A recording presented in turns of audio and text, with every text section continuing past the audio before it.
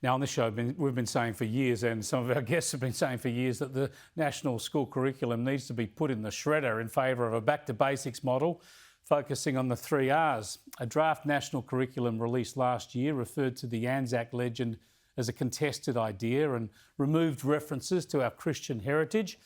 Bureaucrats were sent back to the drawing board, but the final version mightn't be much better. There's a bit of reading, writing and wokeness about this one. Students will be taught about their eco-identity, whatever that is, and the virtues of a vegetarian diet, including eating kangaroo. That's not really vegetarian, is it? To cut down on emissions. Dr. Kevin Donnelly is a research fellow with the Australian Catholic University. He's worked on the national curriculum in the past. He joins me now from Melbourne. Thanks for joining us again, Kevin. You said that this national curriculum should have been scrapped, back to the drawing board. Are you satisfied with any of the changes that have been made? Well, firstly, Chris, thank you. And here we are in Danistan. I have to be careful what I say here, because you never quite know what's going to happen when I leave the studio.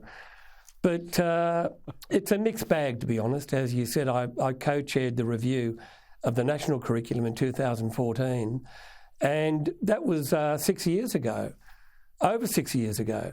And when you look at the iteration that came out yesterday, really it's too little too late. And I know they've tried to tinker around the edges, so they have included more in the history curriculum about Christianity, about the way in which Western culture, Western civilization is so important.